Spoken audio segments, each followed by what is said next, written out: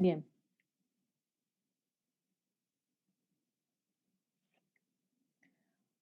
Muy buenos días. A nombre de los que han participado, Pía Montalegre, Andrés Ferrada, Antonio Suazo, Paulina Gatica, Álvaro Besoaín, Antonio Saadi, Richard Quinteros, Melisa Lezana, Catherine Gatica, César Orellana, Diego Salinas, Ana Cecilia Osorio, integrantes de Líderes con 1000 Capacidades, la Escuela Teresa de Ávila y Carolina Quilodrán, que les habla, les damos la cordial bienvenida al conversatorio Alameda a la Vista. Una investigación emprendida por profesionales de diversas disciplinas que recibió el apoyo de Fondar en la línea de investigación en arquitectura para desarrollar el estudio Alameda de Santiago 1910-2010, el ocaso de un espacio público. Para conocerla, alguien tuvo que escribir acerca de la Alameda. No fueron pocos los libros, dibujos y planos revisados para saber dónde encontrarla. Las fotografías admiradas para reconocer su belleza y también los cambios, crónicas y poesía que le han impregnado de sentimiento. La Alameda es como una hoja de papel en blanco, donde se fue escribiendo su historia a través de los siglos. Sea como sea, la Alameda siempre ha estado presente en Santiago. El conversatorio Alameda a la Vista está dedicado a todos quienes quieren aprender por medio de sus sentidos, los que observan, tocan, preguntan, escuchan, sienten y se sumergen en la historia de la ciudad de Santiago. Es un territorio cargado de una rica estratigrafía histórica, de sucesos icónicos, de biografías intensas. Lo que está a la vista es tan importante como lo que allí subyace. A continuación, les presento a nuestros expositores que han tenido la gentileza de participar en este encuentro. Pía Montalegre, del Instituto de Historia y Patrimonio de la Facultad de Arquitectura de la Universidad de Chile, nos contará de la Alameda en las cartografías. Andrés Ferrada, de la Facultad de Humanidades de la Universidad de Playa Ancha, nos llevará al mundo de la literatura. Antonio Suazo, del Centro Nacional de Conservación y Restauración, nos dirá si una imagen vale más que 1000 palabras. Es así que los invitamos a tener a la Alameda a la vista desde la cartografía, la literatura y la fotografía. Ahora invito a la profesora Pía Montalegre para que nos exponga sobre su tema. Adelante, Pía, por favor. Muchas gracias, Carolina. Muchas gracias a todos por los que nos puedan estar viendo y a la gente de extensión de la facultad que hace posible también esta transmisión.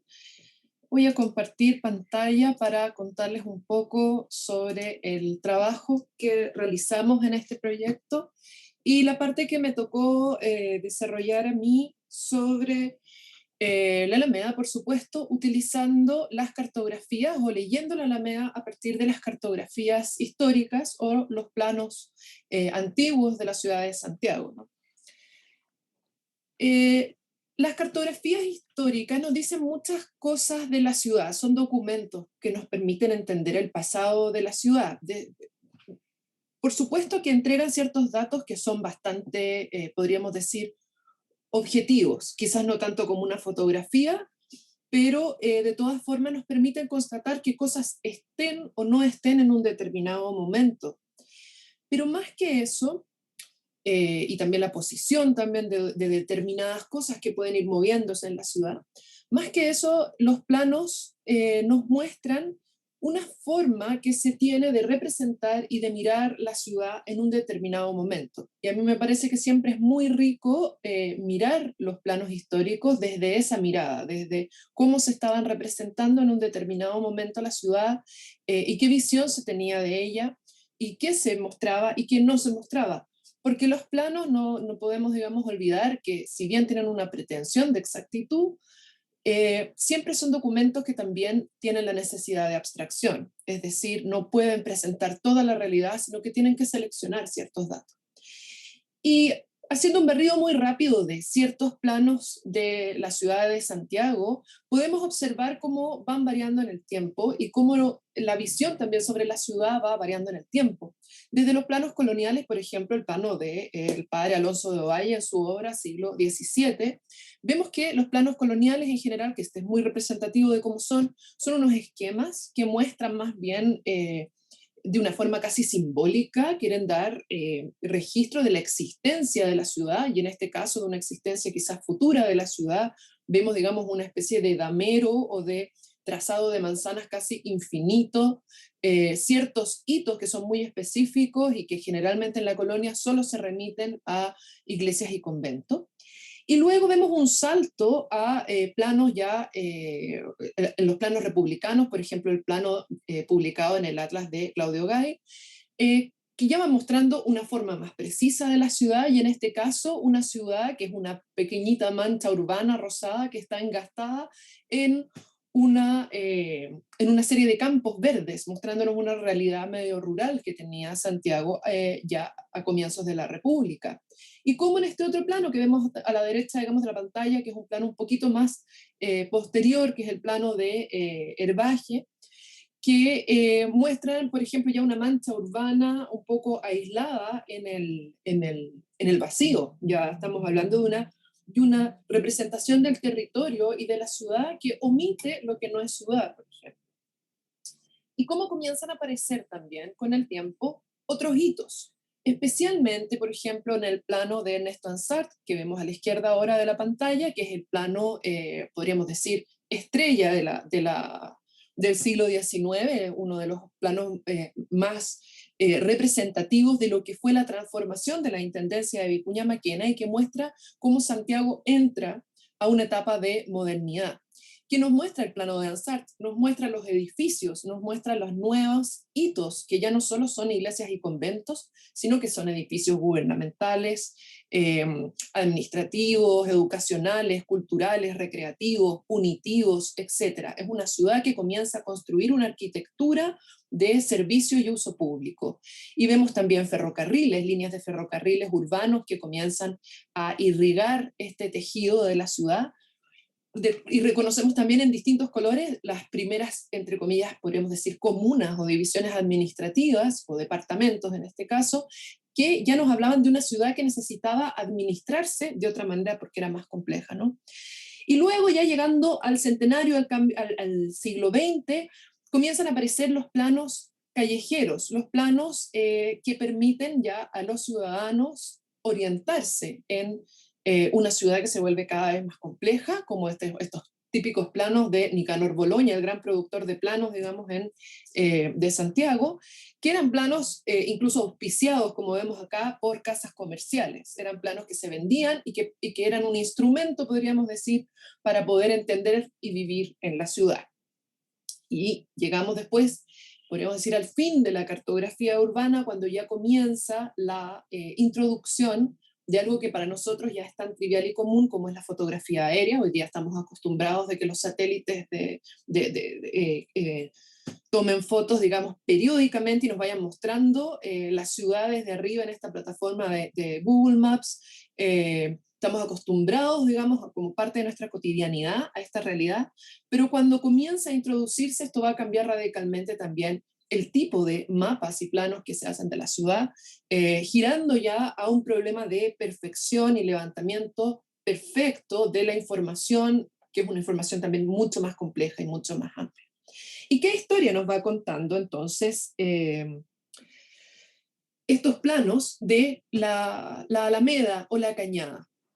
Veamos aquí, estos son planos todos de la época de la colonia, como ya les había mencionado, el primer plano de arriba, el plano de Alonso Valle, tienen algo bastante similar.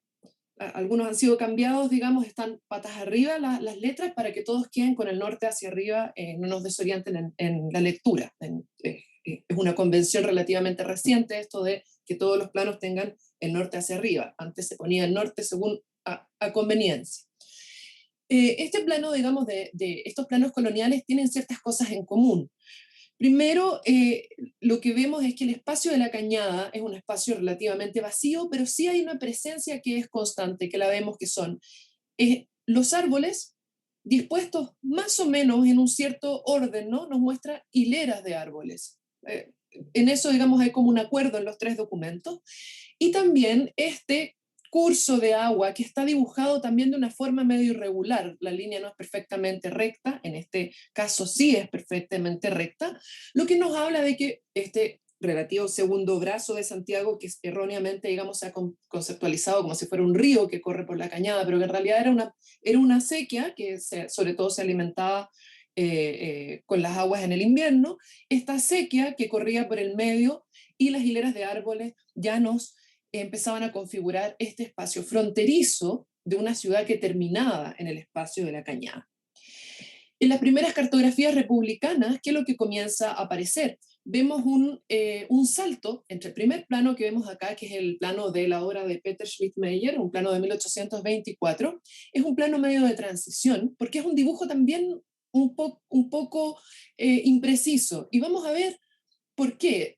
Aquí la cañada no tiene mucho interés, es un espacio en blanco, podríamos decir, pero si vemos inmediatamente la diferencia con el plano del Atlas de Claudio Gay, es que aquí comienza a mostrarse algo que es un tema, digamos, en la Alameda, y es de que el trazado que está al norte, el damero que está al norte y la Alameda, no se encuentran en ángulo recto, como se muestra acá. Las calles no llegan perpendiculares a la Alameda, sino que el trazado está un poquito girado, ¿no? Está un poquito girado hacia el oriente. Tampoco coincide la orientación de las calles al norte de la Alameda con la del sur de la Alameda, lo que hace que este espacio nos habla de este espacio que era característico y un poco problemático porque era un espacio informe, es decir, no tenía una forma clara y las manzanas tenían que acercarse un poco, tenían que estirarse las manzanas para construir este borde urbano de este espacio que era más bien amplio y indefinido. Y comienza a aparecer otra cosa interesante. Empieza a aparecer una representación de un espacio bastante acotado, compuesto por hileras de árboles, esta sequía, digamos, dibujada chueca o informe entre dos puntos bien definidos, pero que toma una forma muy regular entre ciertos puntos, que va entre corridas de árboles, lo vemos en, las siguientes, en estos dos planos, y que empiezan a aparecer estas especies de plazas, o lo que se llamaban los óvalos de la Alameda, y nos hablan de cuando la Alameda se empieza a configurar como un paseo público, con una forma definida, como un proyecto bastante concreto y con una forma bastante concreta. Y se empieza a ver cada vez más claro en estos planos. Estos planos ya son de mediados del siglo XIX. Comenzamos a ver lo que yo les decía, empiezan a aparecer muchos hitos civiles como de distinto tipo, ya no solamente conventos, sino que empiezan a aparecer regimientos, cuarteles, hospitales, el Palacio de la Moneda, y que vemos también en la Alameda también los nombres, otra cosa que nos entregan, digamos, los planos, lo que se llaman las toponimias.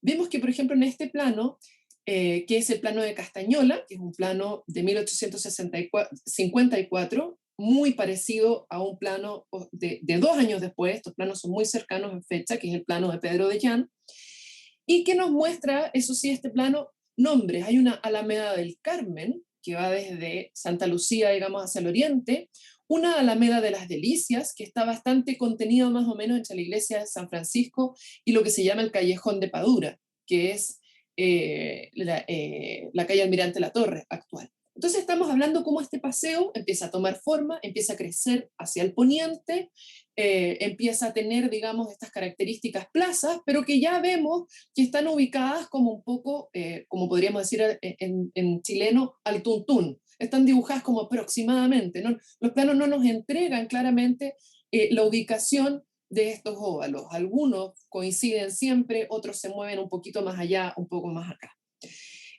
Lo que nos habla de que quizás la representación de este paseo público no era tan relevante, era más o menos para dar una idea aproximada de lo que sucedía en el espacio.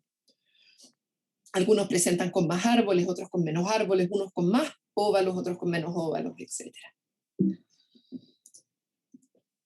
Y luego tenemos ya los planos que nos van llegando al centenario, en que vamos a ver una cosa que comienza a pasar, de que a pesar de que sigue existiendo este espacio, los planos lo comienzan a omitir, y la Alameda de las Delicias en realidad es un espacio en blanco, no es un espacio dibujado, podríamos decir.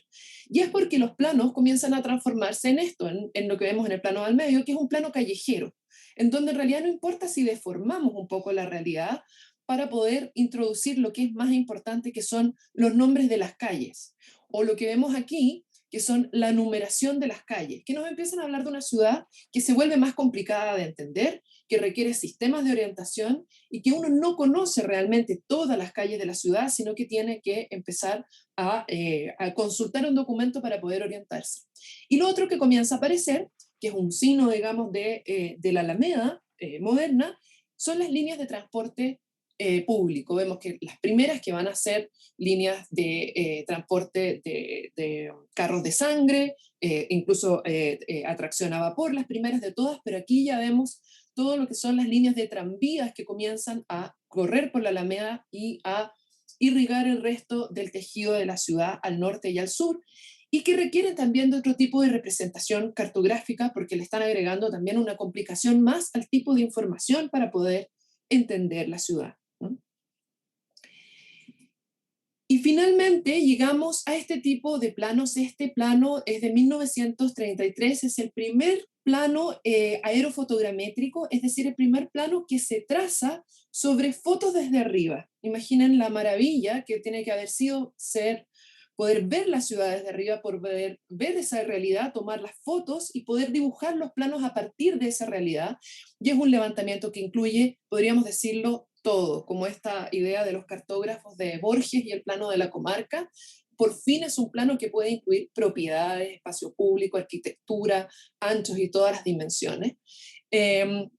Y comienzan a aparecer estos planos técnicos, que en realidad ya empiezan a ser planos que son más bien ingenieriles, que tienen que ver con la representación del territorio para proyectos ingenieriles también, que son muchísimo más complejos. Y este es el primer vuelo aéreo, porque este plano, si bien está hecho a partir de imágenes tomadas desde el cielo, estas son el primer juego de fotos aéreas que ya no necesitan un plano que las interprete, sino que entregan información de por sí, que es el vuelo trimetrógono vertical realizado entre los años 43 y 44, y nos muestran cómo ya la ciudad entra a los proyectos urbanos y el urbanismo, como por ejemplo la Caja Cívica y el Paseo Bulnes, el Parque Bustamante con la estación Pirque ya eliminada y las líneas férreas aquí eliminadas, la Plaza Italia, que comienza a configurarse, digamos, como esta rotonda vehicular. Y para cerrar mi presentación, porque consideré que había que cerrar en algún momento, digamos, los documentos a registrar, cerramos con una fotografía aérea bastante notable que nos muestra una etapa de la historia de nuestro país, por supuesto, y también de la historia de la Alameda, que es un vuelo realizado a fines del año 1973, muy poco tiempo después del golpe, y por eso vemos, digamos, todavía la moneda recién bombardeada, vemos la UNCTAD flamante con un techo absolutamente impecable, y vemos el fin, podríamos decir, de este paseo público por las obras del metro. Vemos lo destructivo que fue también este modelo de desarrollo, con todos los beneficios que nos trajo, por supuesto, el metro, pero lo destructivas que fueron estas obras del metro en todo el sector central de la Alameda, lo destructivas que era también el paso de la autopista norte-sur, que arrasó con manzanas completas, digamos, en el centro, y como ya vamos observando, digamos, otra manera también más actual y más cercana, digamos, a la nuestra, de concebir quizás el espacio y la ciudad y el rol también de la Alameda, muy marcado quizás hasta el día de hoy por el transporte y por ser una vía más bien de conexión, dejando un poco atrás lo que fue originalmente como un paseo. Y no me extiendo más con la presentación para poder dejar a mis compañeros que presenten también. Muchas gracias. Muchas gracias, Pía, por la presentación. Muy interesante porque nos da un primer barrido a una forma de entender la Alameda, especialmente desde este ámbito cartográfico. Pía nos enseñaba cómo desde la colonia existe un proceso de representación de la ciudad de Santiago y más particularmente en este caso que nos plantea ella de cómo era vista la Alameda en ese tiempo, su toponimia, es decir, su origen del nombre, que era la denominación de una cañada, de una hondonada que tenía cierta particularidad en su extensión, en sus anchos. También nos indica a través de las planimetrías, sobre todo las primeras, que habían elementos constituyentes como los árboles, la acequia, también el torrente del Mapocho hacia su borde norte, casi en paralelo con esta cañada. Y una de las cosas importantes que surge y que nos permite ver la cartografía, estos elementos, es visualizar las capas estratigráficas que ha tenido la ciudad de Santiago y cómo ha ido cambiando también la Alameda. Y por supuesto, cuáles son los niveles de instrumentales que se han utilizado. Pía nos presenta el Plano de Santiago de Ernesto Ansar de 1875, que es uno de los primeros que tiene un rigor científico, se hizo con instrumentales topográficos y es un gran hito o punto de inflexión en la medición y en la estructura de catastro de una ciudad, en este caso de la ciudad de Santiago. Antes, los primeros planos, las primeras imágenes de representación, recordemos que eran con cordel y regla, sobre todo en el periodo colonial. Cuando se hacen estos traspasos y estos puntos de inflexión en términos de la tecnología, también es importante porque nos permite avisorar, como nos cuenta muy bien Pía, nuevos procesos de entendimiento del proceso cartográfico. Aparece el tema de la aerofotogrametría, el nuevo entendimiento de esta ciudad con los procesos de infraestructura, en este caso, sobre todo cuando se interviene la Alameda con el Metro de Santiago, que es uno de los grandes hitos del siglo XX, diría yo, desde el año 69 en adelante, porque también antes estuvo el proceso de intervención que hizo el urbanista austriaco Karl Brunner cuando ejecuta el Paseo Bulnes en esta intervención norte-sur hacia la Alameda, mirando hacia la Alameda, y estos procesos de cambios cartográficos también nos indican un avance tecnológico, un avance en la infraestructura y sobre todo nos permite ver a la ciudad y en este caso a la Alameda. Y por supuesto, ahora eso también lo podemos ver a través de la presentación del profesor Andrés Ferrada, que nos va a contar cómo esta Alameda se ve en la literatura. Por favor, Andrés. Sí, muchas gracias, Carolina. Eh,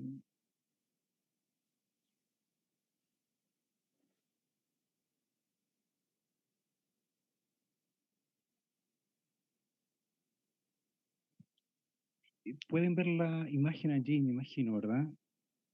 Sí, se ve Andrés. Sí, ya, perfecto. Bueno, a mí me corresponde conversar y compartir con ustedes respecto de las representaciones literarias de la Alameda. ¿Ya? Y yo creo que Pía hizo una muy buena introducción, ¿ya? Que es muy quizá significativa, muy pertinente a lo que yo quiero compartir con ustedes. Porque Pía, desde su disciplina, desde su especialidad, que es la arquitectura, nos ha entregado importantes señales e indicios de cómo la Alameda se ha representado visualmente, especialmente a través de sus cartografías. ¿Tá? Es un elemento bastante relevante y bastante importante. ¿Tá? Eh, por mi propósito es determinar cómo la Alameda, por el contrario, se ha representado a través de otro tipo de imagen, que es la imagen verbal, ¿ya? O la imagen verbal transmitida a través de la metáfora y de los símbolos. ¿Ya? Antes de compartir con ustedes los pasajes que yo escogí de nuestra literatura, de la literatura chilena, en relación a la representación de la Alameda, me gustaría decirles en términos muy generales cómo nosotros podemos comprender la literatura en general. Y la literatura en general, o en perspectiva amplia, es una representación simbólica de la realidad. Y esta representación simbólica de la realidad se lleva a cabo principalmente a través de la transformación de esa realidad o de ese referente. En este caso, esa realidad nos lleva a la imagen icónica de la Alameda de Santiago. Y cuando esta imagen icónica, verbal, arquitectónica, cartográfica, es transmitida a través del espacio literario, esa imagen o esa realidad referencial cambia de tono y cambia de perspectiva. Y eso es lo que yo espero compartir con ustedes a través de esta selección de textos literarios que nos muestran, insisto, una representación verbal literaria de la Alameda. Pía en su presentación hacía alusión a la forma en que las cartografías urbanas de una u otra forma actúan como orientadores o como mapas que nos permiten orientarnos precisamente al interior de la ciudad. Y en la literatura existe un género particularmente rico y particularmente importante que nos permite también orientarnos y también comprender las complejidades no solamente del espacio físico de la ciudad, sino que también las complejidades que tienen que ver con las subjetividades y los sujetos que pueblan estas ciudades. En este caso, las subjetividades que están vinculadas con la Alameda de Santiago. Y es por ello que yo escogí fragmentos de crónicas de el escritor chileno José Donoso. Y en estas crónicas claramente él nos muestra y también nos demuestra la forma en que podemos leer la Alameda de Santiago como un signo que problematiza nuestra relación no solamente con la ciudad, sino que también nuestra relación y nuestra visualización o imaginación del patrimonio. En una crónica que escribe José Donoso en 1983, que se titula Voz e Inventario, señala lo siguiente. Da un poco de risa al entrar por la Alameda de noche, ver nuestros escasos edificios tradicionales restaurados. No solo restaurados, sino iluminados con un despliegue de fuerza eléctrica que hiere los ojos, señalando exactamente lo que no tenemos, que es una arquitectura tradicional urbana. Y a partir de este breve pasaje, nosotros podemos desprender importantes ideas respecto de la forma en que José Donoso realiza constantemente una crítica de la vida cotidiana y una crítica también de los espacios urbanos vinculados a la ciudad de Santiago y en particular, en este caso, a la Alameda.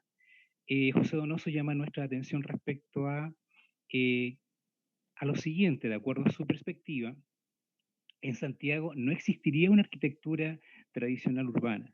Y también ya se refiere en forma bastante enfática, en forma bastante clara, al modo en que algunas políticas o algunas regulaciones públicas que tienen que ver con la iluminación, en lugar de exaltar la belleza del espacio público, que en este caso sería la Alameda, termina encegueciendo la mirada.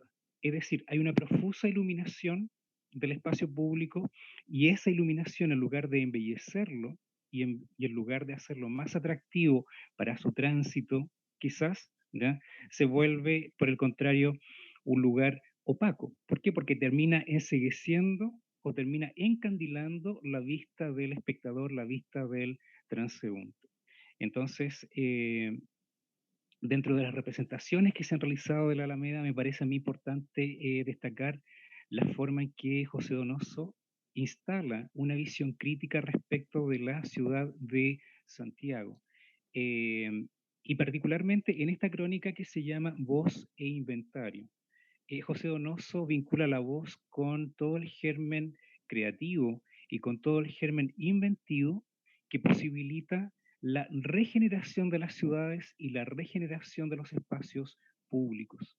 Mientras que para José Donoso el inventario es una imagen, incluso es un signo que usa constantemente y a través del cual él representa la forma en que las ciudades se van estratificando, la forma en que las ciudades se van museificando a través del tiempo y también la forma en que las ciudades van creando jerarquías muy rígidas que impiden su transformación.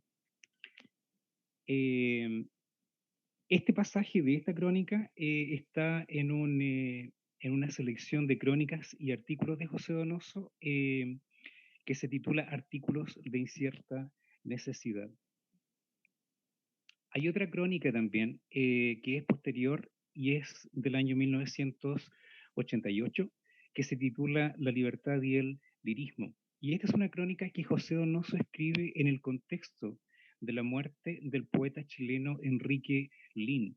Después de asistir al funeral del poeta, José Donoso con otros asistentes se desplazan en taxi por la Alameda. Y esta es la imagen que él rescata de ese momento. En la penumbra, al desparramarnos hacia nuestras casas por la turbulenta Alameda, encontramos esa avenida repleta de las carreras de jóvenes embosados huyendo de las bombas lacrimógenas, resbalosa de agua y barro, histérica de policías persiguiendo o huyendo. Nuestro taxi pasó lento, como buscando un túnel en los gases que penetraban en su interior, produciendo llanto, entre cañones de agua que volcaban a los perseguidos y gritos y carreras. Y lo que interesa en este punto respecto de la representación bastante particular de la Alameda es la forma en que, particularmente en la década del 80, la Alameda se convierte en un lugar que comienza ya a expresar muy fuertemente una serie de crisis que tienen que ver con la instalación de un poder en la ciudad. Eh, Ese factor era fundamental para José Donoso. ¿Por qué? Porque, insisto, le permitía instalar o crear una crítica de la vida cotidiana y también una crítica de la forma en que el poder se instala en la sociedad chilena. Como podemos ver, tanto en esta crónica como en la anterior, la perspectiva sobre la ciudad es una perspectiva que se va problematizando a la luz de la Alameda. Estamos hablando de literatura, ¿verdad? Y no es primera vez, obviamente, que la Alameda figura o aparece en textos literarios. Hay dos textos particularmente relevantes en los que la Alameda también posee un protagonismo relevante. Son textos tempranos. Uno de ellos es Martín Rivas y otro de ellos es la novela Casa Grande. Los menciono porque en estas novelas la representación de la Alameda estará más bien vinculada al rol que cumple este eje como un espacio público de socialización placentera y de socialización que permite de una u otra forma y en forma muy incipiente el intercambio entre diferentes clases sociales.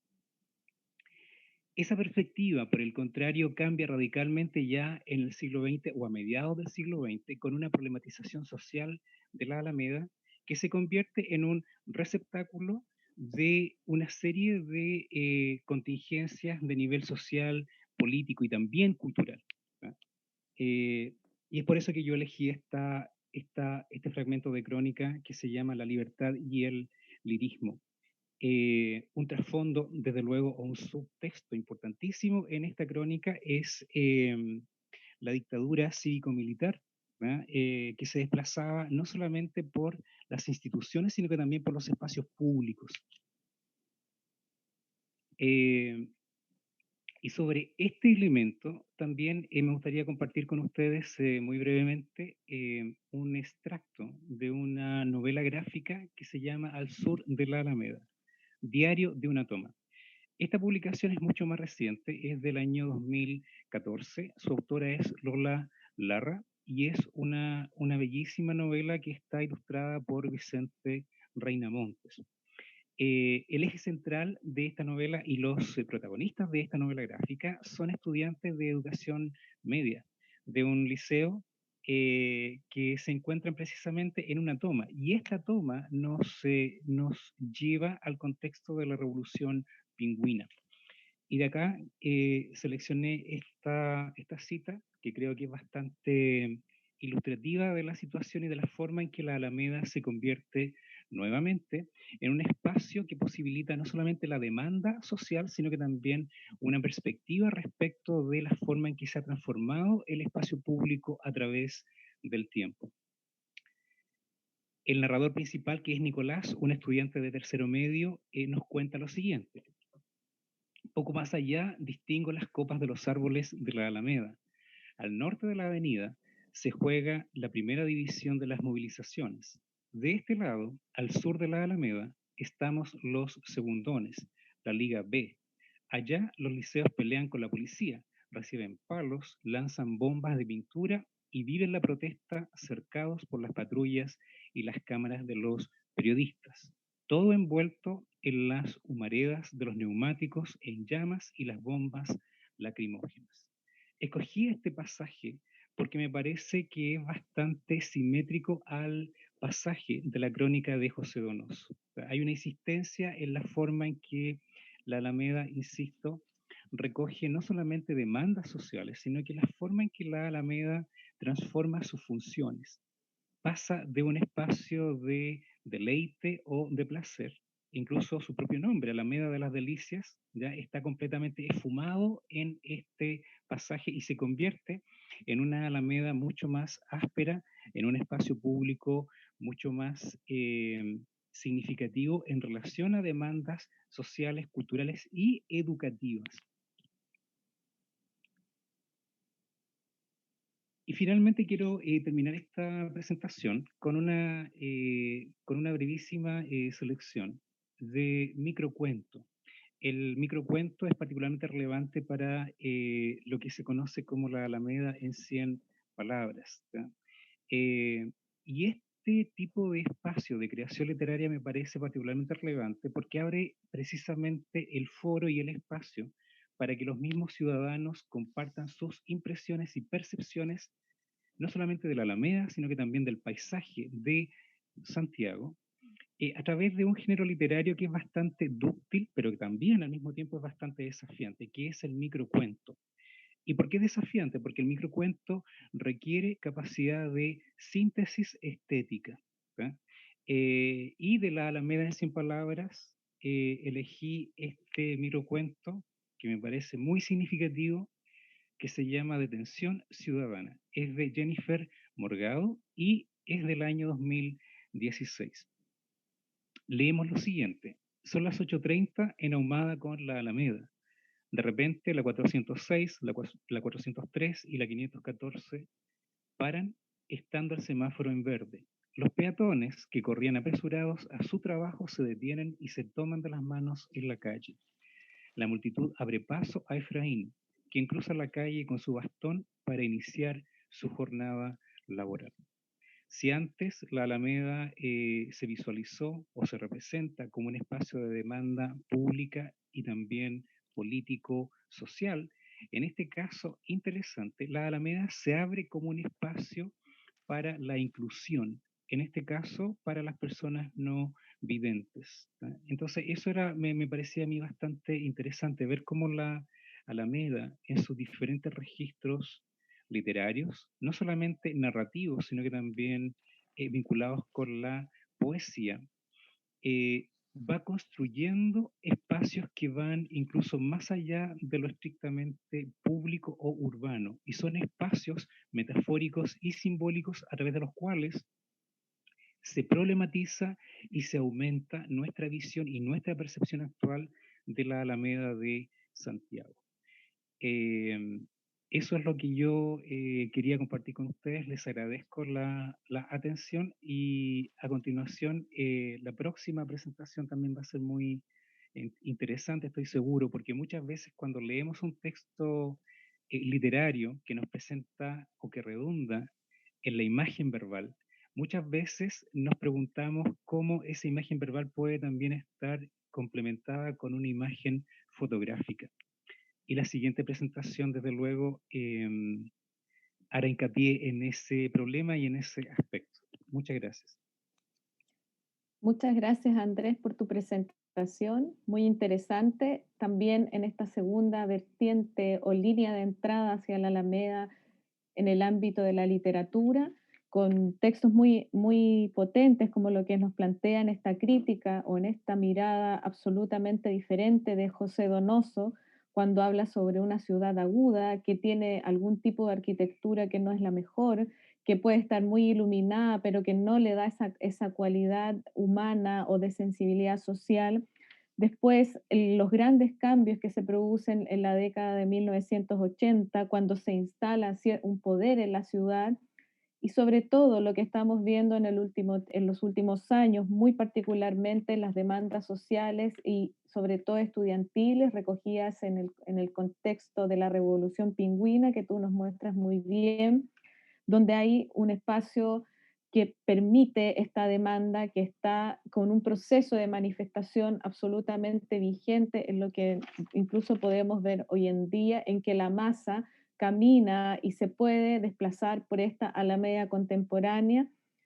Y finalmente con el proceso de estos microcuentos de la Alameda en 100 palabras, que habla también de una Alameda inclusiva. Este proyecto que estamos viendo aquí bastante resumidamente es uno de los objetivos, tuvo esto como objetivo. También hay dos libros que estamos a puertas de sacarlos como parte, como producto del proyecto, porque pensamos que toda persona debe acceder al conocimiento. La academia, la universidad y todas las instituciones debemos ir y tener como proyecto el establecer distintos medios de difusión para que todas las personas puedan acceder a ello. Me parece que, como tú concluyes, la Alameda hoy construye espacios más allá de lo público y lo urbano, sino que también debemos construir una ciudad y una sociedad inclusiva. Y como finalmente tú nos advertías previamente, tenemos a Antonio Suazo que nos va a comentar cómo estas imágenes, estas fotografías que aparecen de la Alameda nos dan constancia también de su historia. Por favor, Antonio, adelante.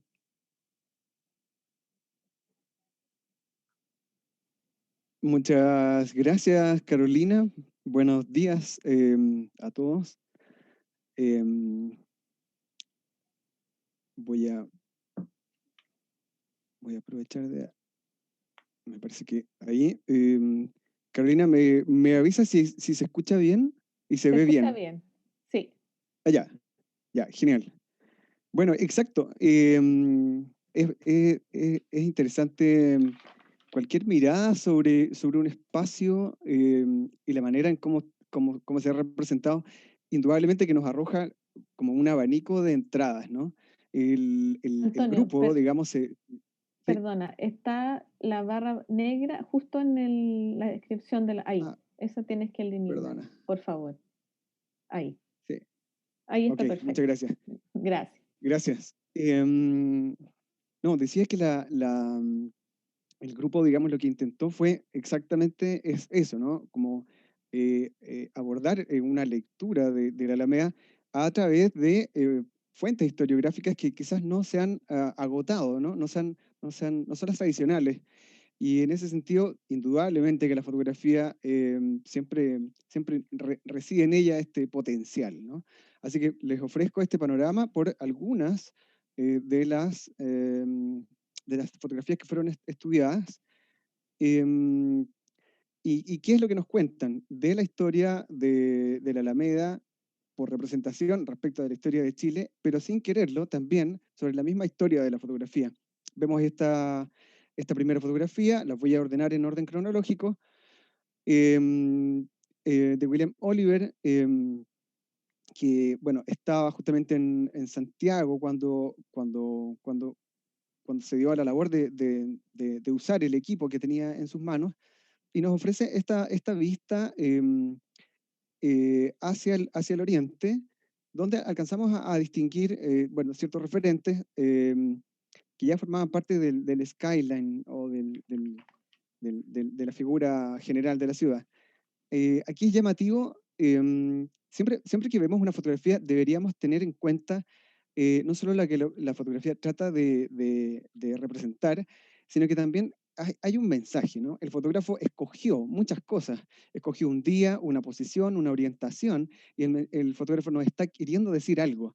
Y al parecer, después de estudiarla, nos dábamos cuenta que, claro, este es el mensaje, en este caso, trata de hacerse cargo de este primer momento, el momento de consolidación de este lugar de la ciudad, que bien nos hablaba Pía, ya venía gestándose desde hace un tiempo, era un proyecto que ya venía tomando forma, pero ya hacia el año 67, cuando Oliver se instala y captura esta imagen, ya al parecer se estaría como abriendo este espacio que otrora era un lugar bastante deteriorado y se ofrece a la ciudadanía como un lugar de uso público. Ese pareciera ser el protagonista de la imagen, algo que al parecer todavía no ocurre, pero sin duda es algo que va a empezar a ocurrir o se proyecta que va a empezar a ocurrir. La fotografía está tomada desde la altura, no es desde el nivel de la calle, a- a, eh, por, por, por un método se obtiene la posición y la orientación y vemos que efectivamente, contrastándolo con la representación de la época, notamos que efectivamente se trata de una ciudad más bien baja y donde la Alameda pareciera ser que se vuelve un espacio, o más bien se convierte, ¿no?, en el lugar donde las cosas van a empezar a pasar. Voy a tratar de avanzar rápido. Vemos acá otra fotografía de un autor desconocido, que nos muestra una fotografía, una imagen de lo que pareció ser la manera en cómo se conmemoró el 18 de septiembre del año 59. Vemos en la imagen bueno, en primer plano el obelisco, que por ese momento estaba instalado, que duró muy poco tiempo. Em, Vemos la iglesia, perdón, al lado izquierdo, algunas construcciones de 2 y 3 pisos, pero lo que llama más la atención es la manera en cómo se está ocupando el espacio. Hay, no sé si ven mi mouse, hay Sí. muchas manchas de color blanco que al parecer, claro, por el avance de la tecnología en la época, las manchas muestran algo que se está moviendo, ¿no? Y si volvemos a la intención de la fotografía del 18 de septiembre, indudablemente que se trata de agitación, ¿no? Hay personas que se están moviendo, hay banderas, quizás hay pañuelos. Sin duda, el espacio público se está usando para una conmemoración. Ya no es solamente un espacio que está simplemente liberado a la ciudadanía, sino que ahora vemos que empiezan a aparecer algunos usos y prácticas que están relacionadas con, por ejemplo, en este caso, conmemorar un día en particular y no cualquier otro. Este tono, esta intención de ocupar el espacio de esta forma, es algo que hacia finales del siglo XIX vemos que va a empezar a aparecer reiteradas veces, y la Alameda va a ser protagonista de eso, tanto en la celebración de la Navidad, de la Nochebuena, como también otros momentos durante el año, y vamos a ver que incluso hasta 12 cuadras, según relatan los cronistas, desde la iglesia de San Francisco hacia el poniente, tendría este transepto, ¿no?, para que las personas lo recorran, lo usen y, en definitiva, se apropien de él. Es llamativo, además, que la fotografía es una postal, pero claro, no sabemos su nombre, simplemente la fecha quedó anotada, tal como aparece en el registro de la Biblioteca Nacional. Del autor no sabemos en este caso que se trata del estudio fotográfico de Kissinger y compañía, y que está fechado porque esta se trata de una postal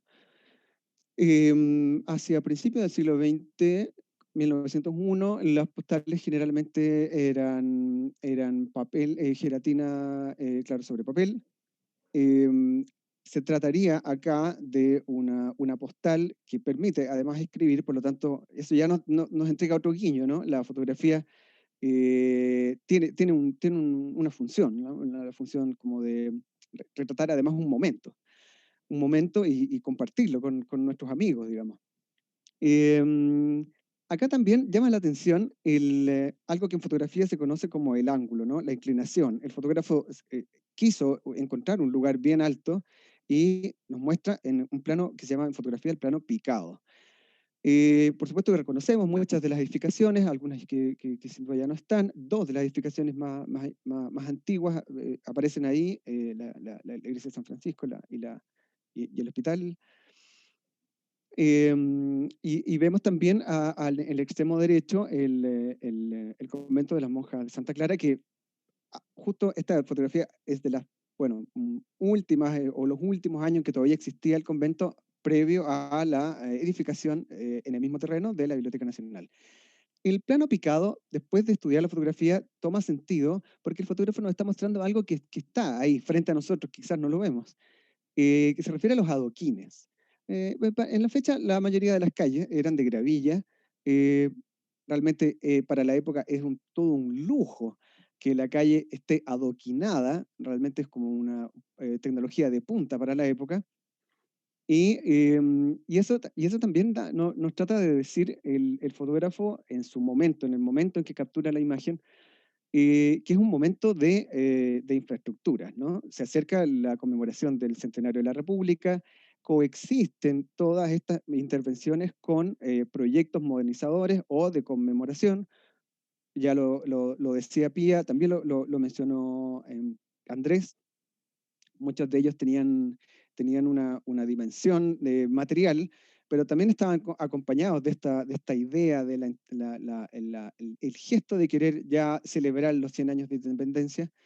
Y vemos también justamente los primeros tranvías que empezaron a recorrer justamente el año 1900. Por lo tanto, aquí hace apenas un año que los tranvías circulaban por la Alameda. Los tranvías, me refiero a los tranvías eléctricos. Bueno, vemos la posición y la orientación también obtenidas, bueno, y alcanza a verse justamente ahí en el convento previo a la construcción de la Biblioteca Nacional. El momento avanza, la Alameda también va cambiando, hay algunos roles que más bien se reemplazan por otros. Esta actitud de la vocación del espacio público de ser usado por las personas empieza a adquirir algunas connotaciones bien particulares asociadas a algunas prácticas bien específicas. Y en este caso, el fotógrafo Obder Heffer, que no está fechada la fotografía, pero hay algo que es muy notorio, digamos, que es esta hilera de floristas que tratan de convivir, ¿no? Con qué sé yo, los fieles que van a la iglesia por un lado y los floristas que están ahí serviles a ofrecer las flores. Es justamente el momento previo al año 1927 en que el alcalde de Frentón les asigna un lugar y vemos cómo surge en torno a este lugar, justamente afuera de la iglesia de San Francisco, la estructura que después se conocería como la Pérgola de las Flores. Pero también hay algunas cosas que solamente para insistir en la idea, ya no solamente el paseo y el tránsito, sino que además las familias se vuelcan sobre este lugar. Estas prácticas específicas, como ya veíamos que venía ya pasando, ya de frente termina de cuajar en algo como bien arraigado a las costumbres de las personas, no solamente las capitalinas, sino que en general la idea de ir los domingos a la iglesia era algo que estaba bien arraigado en la sociedad de la época. Por lo tanto, y ahí se ancla como la forma de ocupar el espacio con una práctica que hoy día incluso podríamos asignarle un rol o una dimensión patrimonial. Previo es el año 27, como logramos determinar la fecha, justamente el año previo al momento en que, por problemas de tránsito, decía el urbanista Valenzuela, termina por sacarse la pérgola de las flores y nunca más la pérgola va a estar instalada al lado de la iglesia, sino que de frente va a ir a ocupar el lugar que ahora ya conocemos, cerca de la piscina universitaria, lejos de acá. Y todo eso se lo debemos ya al tránsito. Entonces también, sin quererlo, el fotógrafo retrató un momento en que el problema del tránsito, que ya era ya un problema hacia el primer tercio del siglo XX, dejaba todavía estos lugares un poco como todavía para el disfrute de las personas. Ya era un problema el problema de tránsito, pero todavía quedaban estos lugares, y justamente la Alameda es uno de los que los sigue proporcionando. Esta es una fotografía bien, bien llamativa que me mantuvo muchos días analizándola, muchos días. No está fechada, es de Enrique Mora, que sabemos que llegó a Santiago desde el sur justamente el año 30.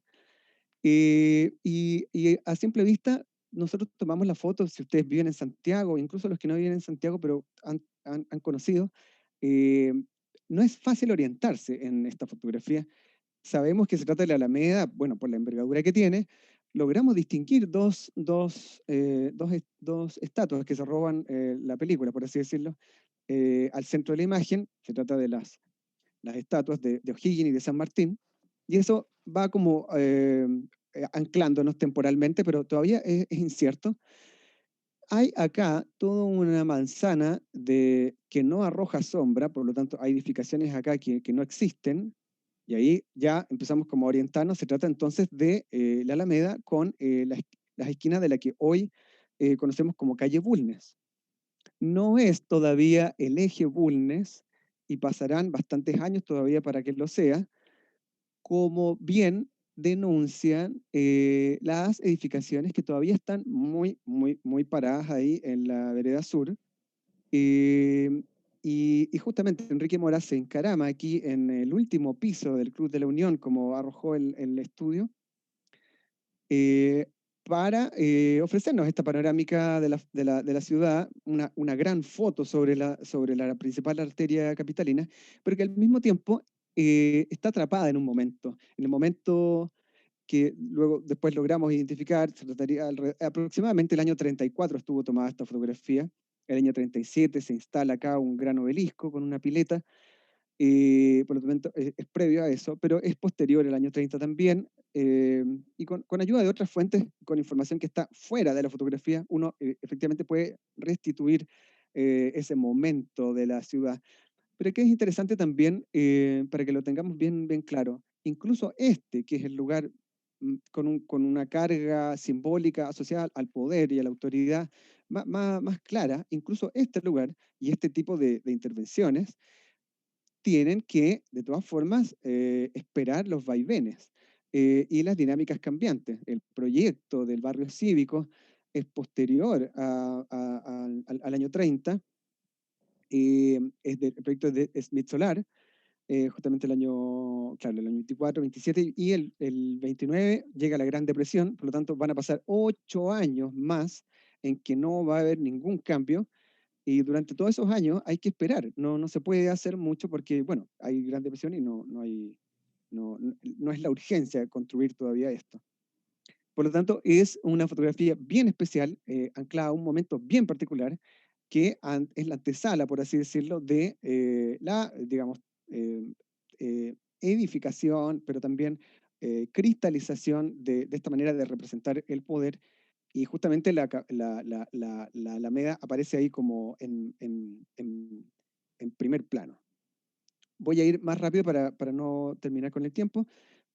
También aparece dentro del estudio, siguiendo con la cronología, esta fotografía que no está fechada, pero pertenece al Fondo Salvador Allende, del Archivo de Arte y de Arquitectura de la UNTAC 3, del que actualmente es el archivo de documentación del Centro GAM, Gabriela Mistral.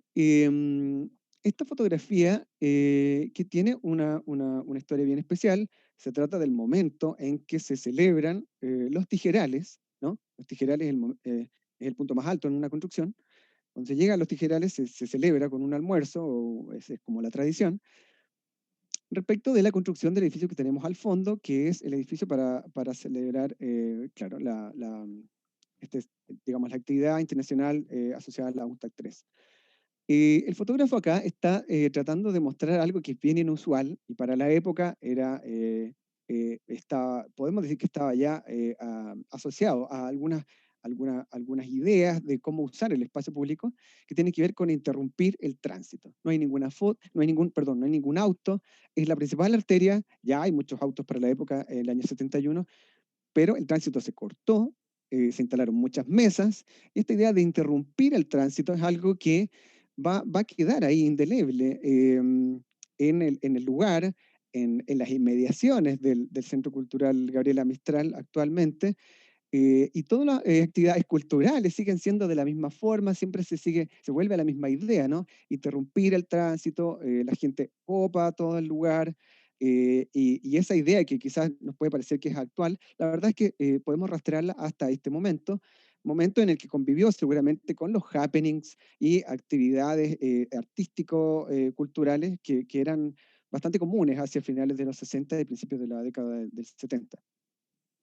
Por lo tanto, es una fotografía curiosa. Eh, eh, Pareciera ser raro ver a la principal arteria sin su función de conexión, especialmente asociada a los vehículos, pero vemos que no era tan raro, o por lo menos no era tan raro hacia el año 71. Ya era una cosa que ya podía pasar. Voy a ir más rápido.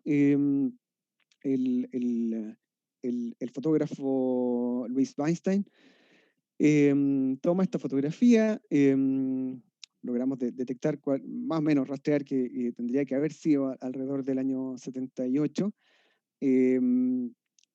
básicamente por cuáles son los edificios que están en pie y cuáles no. El Palacio Undurraga ya no está en pie, pero sí el Durval, que es del 76, este edificio cilíndrico, y nos muestra la fotografía un lugar que está completamente intervenido. Ya Pía lo comentó. Primero la instalación de los estacionamientos, luego la propia municipalidad tiene sus propios planes, pero al mismo tiempo son las obras del metro las que interrumpen el tránsito, y como decían los cronistas, las calles estuvieron deterioradas por años. Entonces los transeúntes se empezaron a acostumbrar a este escenario en permanente cambio, que tenía sus costos, como bien decía Pía. No fue gratuito todo esto, pero al mismo tiempo surge algo inusual. Todo este espacio que era destinado al peatón en primera a la altura de la calle, se reemplaza para dar paso a las vías subterráneas, las conexiones en el subsuelo y toda esta serie de entramados que ya no pasan a nivel de la calle, pero que los transeúntes van a empezar a apropiarse, ¿no? La fotografía sirve para decir muchas cosas. Una fotografía tan simple como esta ya nos sirve para decir que incluso ya la Alameda no se recorre a pie, sino que la Alameda se recorre arriba de un taxi, como esta fotografía a mediados de la década del 80, también de Louis Weinstein. Y la Alameda se percibe de una forma, y esta forma es también, pues, ya no solamente es a pie, sino que también es vehicular. Y bueno, y ya acercándonos más hacia el final, ya sabemos, por cierto, cuáles son los actuales usos de la Alameda. Aparte de un momento, los momentos conmemorativos, también vuelve a caer sobre la Alameda este rol como espacios como de libertad, donde efectivamente los ciudadanos ya de frentón se espera que lleguen e incluso que transgredan el orden de la autoridad o las decisiones de la autoridad. Y es interesante, por ejemplo, en este caso, cómo la bandera de la autoridad, que es la bandera que está en vertical, es el contrapunto de esta otra bandera, por así decirlo, más ciudadana. Y por último, y con esto termino, la ya conocida fotografía de esta autora que lo compartió en las redes sociales. Muchos fotógrafos celebraron la composición de la fotografía, no solo la estructura de la imagen en términos de pesos visuales, sino que cromáticamente y toda la carga simbólica que tiene llamó la atención. Trending Topic de Chile es realmente llamativo. Y bueno, y termina de cerrar este ciclo respecto a cómo es que se ha desarrollado en la historia de este espacio de la ciudad que tenemos tanto cariño, pero también con esta última imagen pareciera cerrarse un ciclo, ¿no? Un poco volviendo al título del estudio, ¿es acaso el ocaso? ¿Es el ocaso de la Alameda? es un renacer, tal vez inicia con esto en forma de otros códigos u otras cosas que no conocemos todavía. La fotografía nos puede decir mucho y es un poco lo que tratamos de hacer durante el estudio. Lo voy a dejar hasta ahí perdón, para... ¿alguien me podría ayudar, quizás? Tendrías que dejar de compartir, Correcto, Antonio. ahí sí, ahí está. Ahí sí. Muchas gracias, Antonio. Una tercera mirada a la Alameda. Les recuerdo que estamos transmitiendo en vivo por Mundo FAU, Facebook, para que nos envíen sus preguntas. Ya tenemos algunas que vamos a ir resolviendo y tratando de responder. Y lo que nos presenta Antonio específicamente y particularmente importante es que dice que hay una conexión entre la historia de la Alameda y también la historia de la fotografía. Efectivamente, las primeras imágenes que nos muestra esta Alameda de 1867 es particularmente el Paseo de las Delicias, este nuevo programa que estaba en este camino antiguo que era la Cañada, que ya vamos a ahondar más, sobre todo una de las preguntas que nos hicieron.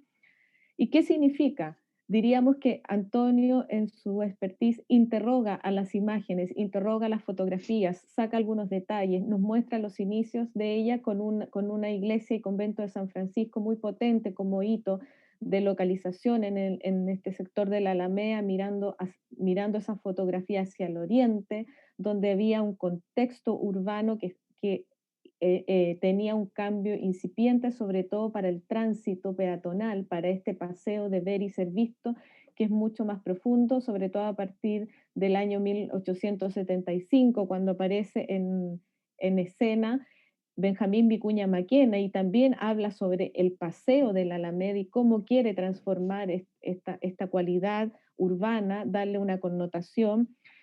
Después también Antonio nos muestra estos roles que tuvo o estos elementos que fueron complementando y que a través de la fotografía podemos observar. La misma pérgola de las flores que después se traslada por razones que ya nos explica Antonio, pero también aparece en el otro lado del Mapocho, del torrente, en este sector de avenida cercano a Avenida La Paz, donde hoy día están las dos pérgolas. También nos muestra esta actualidad con los registros de las manifestaciones sociales, donde hay una gran cantidad de personas que se congregan para ser parte de este nuevo contexto de la Alameda, y efectivamente me tomo del último comentario que nos hace y que es la interrogante que nos propusimos resolver, si la Alameda era un espacio público que estaba en su ocaso o finalmente ha renacido, tiene otra connotación, hay una manifestación de la sociedad, de lo que nos presentaba y nos comentaba Andrés, sobre todo en las novelas de Casa Grande y Martín Rivas, donde había un intercambio social, pero también había una división. Eso se da hoy en día, podemos tener una humanización, una calidad urbana distinta, una cualidad de esta Alameda que nos mostraba Pía desde las cartografías, donde se hace un registro objetivo, tal como dice ella, pero es mucho más objetivo el tema de la fotografía, pero cada uno de estos tres herramientas que hemos mostrado tienen detrás un autor que ha querido poner sobre la mesa la calidad de esta Alameda, sus características, los elementos constituyentes, cómo se ha ido transformando a través del tiempo, sobre todo de los siglos. Pensemos que esto tiene que ver con un contexto colonial, como nos enseñaba muy bien Pía en las primeras cartografías, hasta estos cambios que también nos muestran en sintonía Antonio y Andrés con una Alameda mucho más dedicada o más perteneciente a los habitantes, al tránsito, también, a la mezcla del tránsito vehicular, de la intervención del Metro de Santiago, de la infraestructura de transporte versus un cambio en el tema del paseo urbano que fue muy connotado en el siglo XIX. Esos son los principales, para hacer un resumen y un contexto de las tres presentaciones.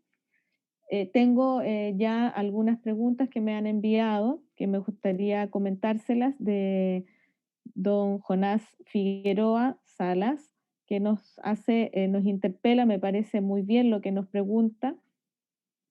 sobre una de ellas, son varias preguntas, dice, ¿por qué se habla de las alamedas? ¿Cuál es su origen y objetivo urbano y urbanístico? Una de las primeras observaciones que nos hace, ¿de qué alameda estamos hablando? ¿De la llegada hasta las obras del metro o de la alameda actual? Una autopista urbana, arteria principal de la ciudad, lejana del concepto barroco de urbanidad, y qué otras alamedas mantienen sobre todo en el ámbito americano, mantienen o conservan y enriquecen este espacio. Estas son algunos, también Miguel Valderrama, que nos hace una alusión a la muy buena exposición de Pía Montalegre, grande vecina, dice él, y también nos felicita por el próximo lanzamiento, que estamos en la parte de diseño de los libros, que nos tienen, por supuesto, al equipo muy contentos, y también buscando algún apoyo que siempre es necesario. Me voy a tomar algunos minutos para contestarle a don Jonás Figueroa, que creo que es muy pertinente conversar y hacer un pequeño resumen, porque podríamos tener una larga conversación sobre el origen de las alamedas, a qué nos referimos. Principalmente, si uno ve en el ámbito internacional, se habla del concepto de alameda como una alineación de árboles, no necesariamente de álamos, como nos pasó en el caso nacional, particularmente en Santiago, que después se van proliferando en otras ciudades de nuestro país, sobre todo en estos espacios cercanos más bien distantes del centro fundacional y en las periferias de la ciudad. ¿Y qué significaba el conformar una alameda? Era una alineación de árboles que tenía una extensión particularmente muy importante en términos de su longitud, porque si uno se va a la historia, esto tenía que ver con los primeros ejercicios atléticos, entonces lo importante era la distancia. Eso significaba también que el ancho tenía otra cualidad, que también lo toma en lo que voy a advertir después sobre lo que pasa con nuestra Alameda. Sobre el origen y cuáles fueron las primeras, hay varias discusiones y autores que han trabajado sobre este tema. Una de ellas que yo discutiría si es realmente esta alineación de árboles y para qué se hizo, es la laguna de Hof-Bigfer en La Haya, donde se hace un terraplén sobre esta laguna para la estabilización a través de los árboles. El árbol siempre fue un medio importante para la estabilización de estos terrenos. Después hay una historia relevante en lo que pasa en el ámbito europeo, particularmente en el Paseo El Prado de Madrid, que surge también en la periferia de la ciudad para hacer estas grandes entradas hacia la ciudad, también en este sector del extrarradio, eso es en 1570. Aparece también en 1574 la Alameda de Hércules de Sevilla, que tenía esta alineación de árboles con dos estatuas que se colocan, una al norte, o dos elementos, diría yo, definitorios de sus límites, que son las estatuas de Julio César, al norte y al sur de esta Alameda de Hércules de Sevilla, y cómo este concepto, esta cualidad, este tipo urbano pasa hacia América, es porque efectivamente en México, en 1592, aparece la Alameda Central de México, que ahí hay también que tener una precaución porque tiene, si uno ve la forma, es un parque, tiene diagonales, es una estructura bastante más geométrica que lo que es una simple alineación de árboles, que es lo que podríamos entender como, o más símil a nuestra propia Alameda de Santiago. Y esta Alameda en México tiene cualidades muy similares a la de Sevilla porque uno de sus autores había estado y se traslada al territorio americano y usa o aplica varios de sus condicionantes de diseño, y posteriormente, para hacer un relato bastante rápido desde el histórico, pasa al Paseo de los Descalzos en Lima, también en un territorio de la periferia, donde aquí aparece, diría yo, un símil con lo nuestro. Se quería conectar a través se quería conectar este camino, que era el Paseo de los Descalzos, con un hito religioso. Y este era el hito religioso relacionado con los franciscanos. Y este paseo tiene muchas variaciones con el paseo de la Alameda Hispalense, me refiero a la de Sevilla, las formas, los hitos urbanos, el acompañamiento de ciertos equipamientos. En el caso nacional, para hacer esto es una síntesis, porque repito, podríamos hablar latamente sobre esto, en el caso nacional, particularmente la que hemos hablado, el origen de la Alameda de Santiago, conocida sobre todo en el periodo colonial, como nos mostraba Pía, con el término de la cañada, parte mucho más atrás que lo que desde el punto de inflexión, de cambio que sucedió con Bernardo Higgins. Hay por lo menos 7 proyectos previos que se establecieron, la mayoría de ellos, en este contenido y en este contenedor geográfico que era la cañada. Particularmente me estoy refiriendo entre lo que podríamos ver hoy día entre Santa Lucía como un hito geográfico importante, el Cerro Santa Lucía, un hito religioso que es hasta el día de hoy está en esa posición, la iglesia y convento de San Francisco, y aproximadamente hasta lo que hoy sería el hito del Palacio de Gobierno con este eje de Bulnes. Ahí parten varios proyectos previos y su sentido, y por qué surge esta alameda, porque había un basural, había un contexto de un terreno inadecuado por efecto de algunas inundaciones, como Pía nos contaba de esta sequía, Nuestra Señora del Socorro, que estaba en este sector, y eso es uno de los primeros objetivos que tuvo Bernardo Higgins, estoy hablando ya del siglo XIX, de 1818 en adelante, cuando él dice, aquí es necesario en este sector que estaba dejado de la mano del urbano, en la periferia de la ciudad, en paralelo con esta civilidad que se le trataba de hacer también al torrente del Mapocho, él dijo, tengo una superficie considerable, pensemos también en la extensión, en su ancho, hay agua y hay una cualidad importante en términos del contexto que se tenía que establecer en este sector. Entonces, con el decreto que hace O'Higgins posteriormente, en 1820, en septiembre, él dice que este espacio de la cañada tiene estas cualidades para erigir, él dice erección de una alameda. Y eso también tenía detrás, por supuesto, una materialización conceptual y de construcción material, refiriéndome a la instalación propiamente tal, de un paseo que se le llama primero Campo de la Libertad Civil, que ese fue el primer nombre que se le da a este contexto. Estoy hablando particularmente del croquis de la cañada, que se atribuye a su autoría y también al fraile franciscano José Javier Guzmán, que también tiene una conexión con el convento de Mendoza, de ahí se traen los primeros álamos desde la ciudad que llegan a este convento franciscano en Chile que permite arborizar. El objetivo era arborizar, estabilizar, pero también dar apropiación al territorio del frontis del sector de la iglesia y convento de San Francisco. Quiero dejar a mis colegas también, perdón por la extensión, pero me parece que podríamos hablar mucho más. Espero ahí haber dado algunas luces de lo que nos pregunta el profesor Jonás Figueroa muy pertinentemente, a quien agradezco también su pregunta. No sé, Pía, Antonio, Andrés. Es una pregunta bien difícil la que se hace porque la definición de los objetos urbanos siempre es muy compleja, ¿no? Es como hablar de qué es lo que es un parque. Cuando pasamos a hablar de un jardín palaciego a hablar a un parque, da para una tesis completa poder definir o enmarcar la alameda, digamos, y cuál es esta alameda que tenemos hoy día, que es una alameda más bien o sea, de hilera de árboles, digamos, que podría ser una definición, digamos, de alameda o de arboleda, ya le queda cada vez menos. Sin embargo, o sea, de hecho ni siquiera el nombre actual incluye el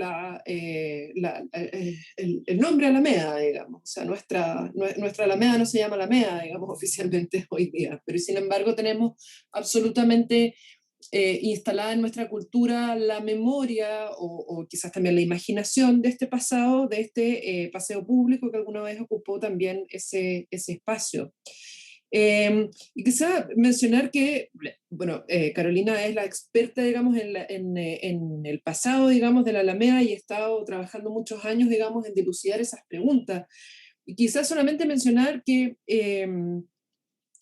quizás lo interesante del futuro de la Alameda, volviendo al tema del ocaso, de este espacio público. Quizás lo hemos tenido entre manos en el último tiempo, en algo que hay que mencionar, digamos, si estamos hablando de la Alameda, si estamos hablando del patrimonio, sobre todo, que es el proyecto Eje Alameda, que ha sido desechado, digamos, en este último tiempo, y que fue desechado justamente porque la consideración vial pragmática, digamos, del transporte, lo hacía un proyecto inviable como proyecto de espacio público y de espacio que pone en valor justamente los espacios, digamos, para el peatón, para el paseo, para no tanto, digamos, para el transporte de personas. Y bueno, creo que ahí está la recuperación de este concepto de Alameda que tenemos un poco en la añoranza, que tiene que ver con esta recuperación de este espacio como efectivamente como espacio público, más que como arteria, ¿no? Y bueno, y aprovecho también de saludar a mi vecino, muchas gracias. Los saludos, Miguel. Gracias, Pia. Antonio. Sí, la interpelación yo creo que funciona también en la medida que recordamos que, claro, es como estar tratando de describir algo que en realidad se va moviendo, ¿no? Es como, bueno, sí, 10 minutos después la Alameda es otra cosa y 15 años después la Alameda es otra cosa. Entonces, la pregunta sobre cuál de todas las Alamedas, yo creo que si la enmarcamos dentro de una pregunta respecto, por ejemplo, de un proceso de patrimonialización, es súper relevante porque ¿qué es lo que vamos a querer recordar con añoranza, como dice Pia? ¿Vamos a querer que la Alameda vuelva a hacer eso? ¿O de frente abrazamos la idea de que la Alameda ya nunca más va a hacer eso y empieza a hacer otra cosa? Cuando traza Bernardo Higgins este bosquejo a mano, él nos estaba planteando que la Alameda podría tener algún valor o ser sujeto a un proceso de patrimonialización. Quizás, tal vez, lo que intentamos hacer con el estudio era servir la mesa, ¿no? Dejar la mesa puesta para que ustedes mismos tomen estos elementos y los analicen haciéndose esa misma pregunta. O sea, vamos a querer preservar hacia el futuro qué cosa de la Alameda. Porque claro, ya no es arboleda, como dice Pilla, difícilmente va a ser un lugar, claro, como de tránsito peatonal. Bueno, si ya no es eso, si ya solamente es si tampoco es una autopista, y si tampoco es esto y tampoco es lo otro, entonces, ¿qué es? ¿O qué no es? Quizás ese tipo de preguntas es interesante bajo el prisma del proceso de patrimonialización, saber hoy, una vez que ya terminó, digamos, empezó el siglo XXI, ¿cómo vamos a querer recordar esa Alameda o cuáles son los elementos que vamos a recuperar para adelante? Eso yo creo que, no sé, tratando de entender que es una, es de una naturaleza intrínsecamente dinámica, entonces, y además, como es la principal arteria, además le pasan otras cosas que no le pasan a otras alamedas, que no sé, la alameda que sé yo, de Rancagua, no sé, u otras alamedas en otras ciudades, justamente le pasan cosas que le pasan porque es la capital. Em, sí, simplemente quería aclarar ese punto y además decir que mientras hacíamos el estudio ocurrió el estallido social, cosa que no estaba planificada en un comienzo y de la cual un poco tratamos de hacernos cargo, pero ya de frente esa fue como el puntapié ya de la gota que ya rebalsó el vaso y ahí es cuando ya de frente decimos, como dice Pía, si pensar en ese tipo de uso es inviable, entonces eh, tal vez es inviable pensar que la Alameda pueda volver a hacer eso. Bueno, lo dejo hasta ahí. Sobre la pregunta que Gracias, hace Antonio. sí, Tenemos otras preguntas, otros comentarios de después. ¿Puedo hacer un comentario sobre la Sí, pregunta que Andrés. hizo el profesor? Sí, ¿cómo se llama el profesor? Olvidé Jonás Figueroa. Sí, para el profesor Jonás Figueroa me gustaría compartir es un comentario y una reflexión breve, ¿no? Porque la pregunta es sumamente interesante porque en el fondo queremos también saber si existen otras versiones de la Alameda, cuáles serían las genealogías o la génesis de la Alameda actual en Santiago, ¿ya? Y bueno, Carolina comparte con nosotros antecedentes muy valiosos que tienen que ver con con algunos emplazamientos que, si no son absolutamente simétricos, se aproximan al concepto de la Alameda, en particular con la proliferación de árboles. Y el ejemplo que da Carolina es uno que nos remite a España, ¿verdad? A Madrid. Sin embargo, sería también muy interesante revisar un ejemplo muy próximo en Chile.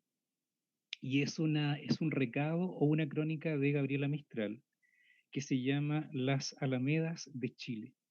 Este es un escrito que ella publica no lo publica en este año, sino que lo escribe en 1945. Y es un escrito muy interesante porque en este escrito Gabriela Mistral se vuelca por completo a la belleza estética y natural de las alamedas en el Valle Central de Chile. Con bastante claridad y nitidez comenta de que la Alameda es un lugar de descanso y también es un lugar que entrega tranquilidad, incluso espiritual, a quien la transita. Y bajo ese signo, constantemente Gabriela Mistral identifica a las alamedas del Valle Central de Chile con paisajes que proveen texturas y sonidos, texturas y susurros a quienes transitan por estos espacios. Y este escrito a mí me parece particularmente interesante porque nos entrega una contraparte de la otra Alameda, de la Alameda más bien culturizada en su dimensión urbanística, arquitectónica y también geográfica en Santiago, en la ciudad de Santiago, en el corazón de la ciudad de Santiago como un eje relevante. Entonces, a medida que estábamos realizando la investigación, venían constantemente ese tipo de preguntas y también de problemáticas. ¿Cómo visualizar la Alameda? ¿Bajo qué signo? ¿Bajo el signo de un espacio público culturizado que encuentra su génesis en el paisaje natural de Chile y en particular en el Valle Central? Y a partir de esa pregunta llegué a este texto sumamente interesante y muy bello, por lo demás, de Gabriela Mistral. El título del texto es Las Alamedas, perdón, de Chile, y se encuentra disponible en la Biblioteca Nacional en sus colecciones digitales. Pero me parece muy, muy interesante, muy relevante de observarlo como una forma de realizar una contrapartida con este otro segundo paisaje que surge, que a mi entender es un paisaje ya absolutamente urbano. Es el paisaje adscrito a la vida citadina en el corazón de Santiago. Y quizás parte de ese paisaje se encuentra ya inscrito en las imágenes que nos entrega Mistral en este escrito. Gracias.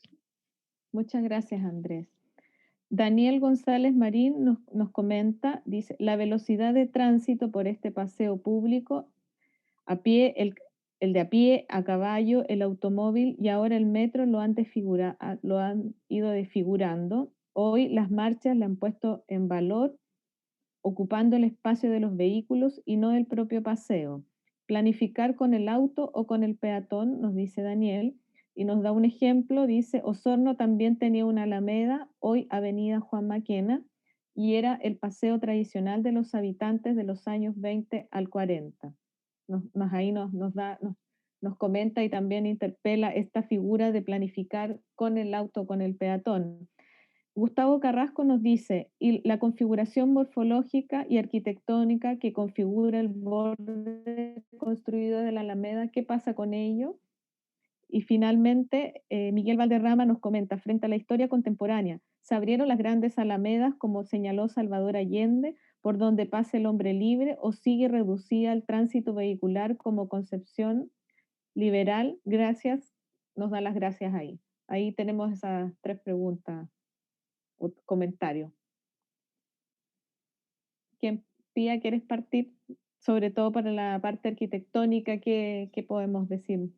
Me gustaría referirme antes del tema de la modalidad, ¿no? De la planificación modal de la Alameda. Es interesante como tomar conciencia que cuando la Alameda se conforma como paseo, no tenía por qué ni para qué ser arteria, porque no conectaba con nada.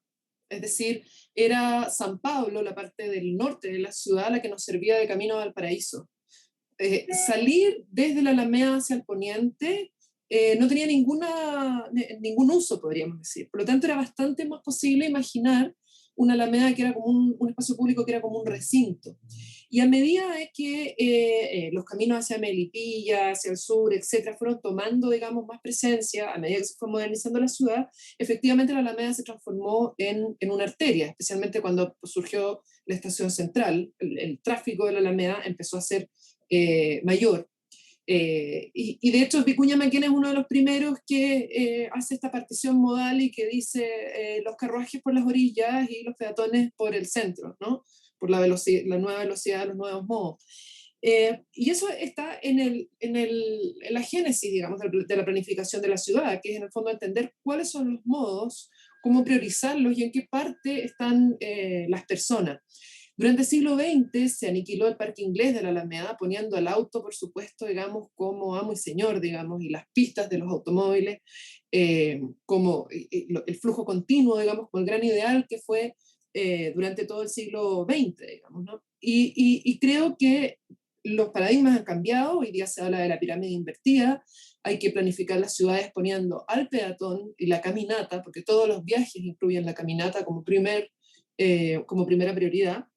En segundo lugar, el transporte público. Y en tercer lugar, por supuesto, los automóviles particulares. Y la verdad es que hoy día la Alameda y el futuro de la Alameda debiera también retomar, digamos, esos problemas de partición modal, priorizando nuevamente las formas más democráticas de utilizar el espacio, más inclusivas de utilizar el espacio. Y eso es realmente abrir las anchas alamedas, digamos, para hombres y mujeres libres, digamos, que circulan y que no son esclavos, digamos, del automóvil. Y ojalá pudiéramos hacer ese giro. Respecto al paisaje arquitectónico de la Alameda, es muy interesante cómo también se produce ese cambio muy asociado del cambio de la arborización, cuando la Alameda deja de ser este especie de cañón barroco, ¿no? Que ocultaba lo que pasaba, era un paseo central que ocultaba lo que pasaba detrás, ¿no? A mediados, a partir de 1850 y tantos, digamos, mediados del siglo XIX, se talan los álamos de la Alameda por motivos que son un poco indefinidos y desconocidos, parece que se apestaron, pero parece que también las modas de los árboles de copa alta se volvieron muy importantes. Y al aparecer también estos árboles de copa alta, al levantar la copa, al correr, podríamos decir, esta cortina tupida de álamos, la ciudad empieza a participar en el paseo, coincide también con el advenimiento de nuevos estilos y de los palacios, y las fachadas también de los palacios comienzan a verse desde el paseo y a dialogar, balcones, balaustradas, etcétera, con el espacio de la Alameda.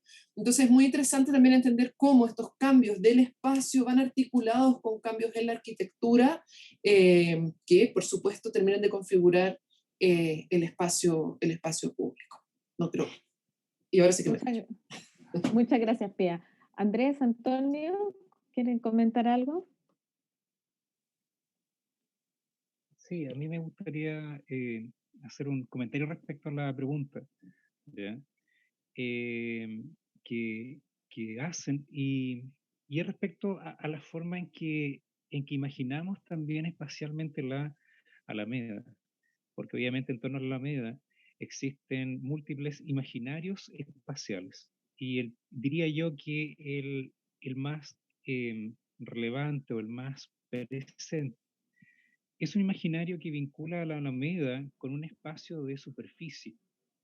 Pero también sería interesante quizás vincular, ¿ya? O relacionar a la Alameda o a esta superficie con otro espacio que se ha ido forjando en forma bastante fuerte, que es obviamente un espacio subterráneo.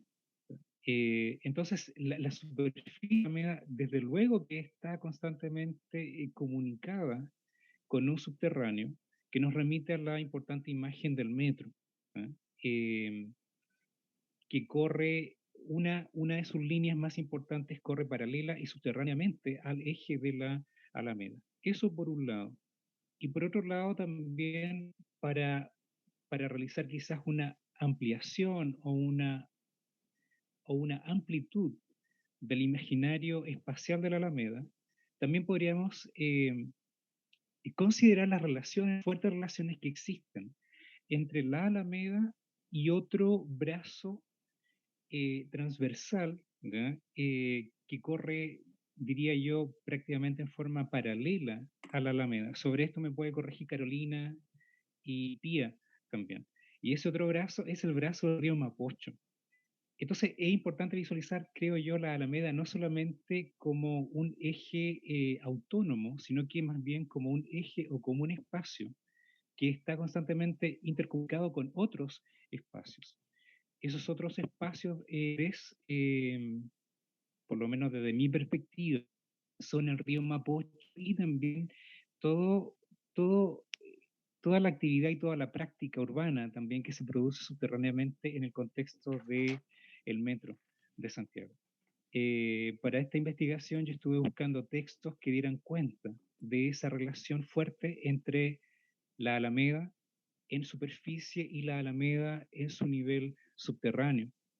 Y todavía estoy en esa búsqueda porque no he encontrado textos, ¿ya? Que en forma muy elocuente den cuenta de esa relación. Hay algunos textos literarios bastante esporádicos que obviamente privilegian eh, situaciones que se llevan a cabo al interior del subterráneo o al interior del metro, de los vagones del metro o de las líneas del metro.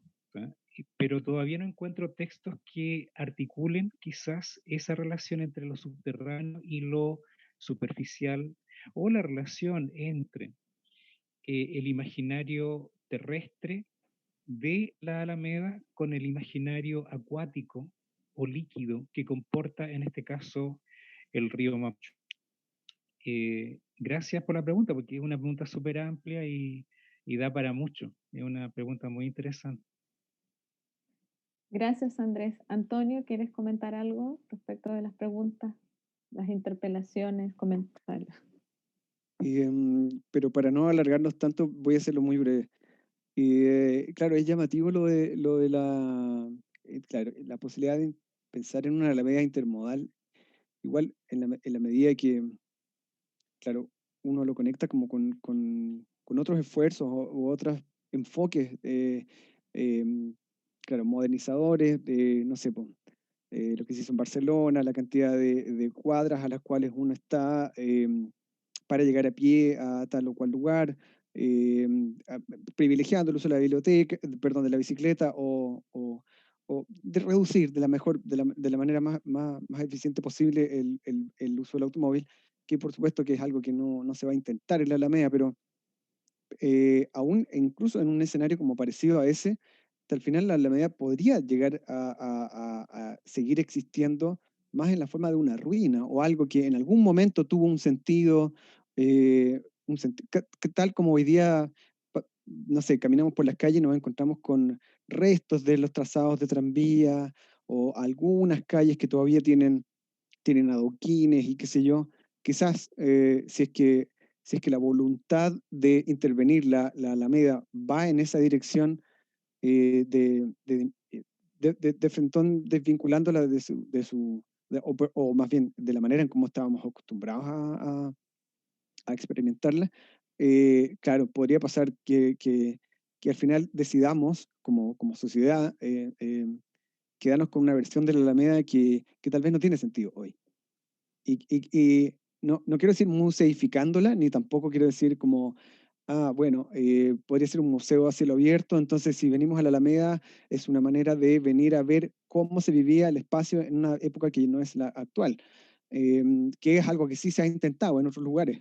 De hecho, los museos a cielo abierto existen, tienen, no sé, como lugares de interpretación de la cultura material. A la Alameda no le va a pasar eso por otros motivos. Pero si quisiéramos modernizarla al punto de que de que como sociedad escogiéramos ya volver a ocuparla o volver a integrarla dentro de nuestra vida diaria, aún así igual sigue siendo complejo, ¿no? Pensando en que en la forma como estamos viendo que las buenas prácticas asociadas al microurbanismo no van muy acompañadas o muy, no son, más bien las pistas que entregan esas ideas, no sé si van en la línea de recuperar la Alameda como lo ha sido hasta ahora, al menos. No sé si respondo a la pregunta central, pero quería como recoger estas dos ideas que dejaron Pía y Andrés dando vuelta. Gracias, Antonio.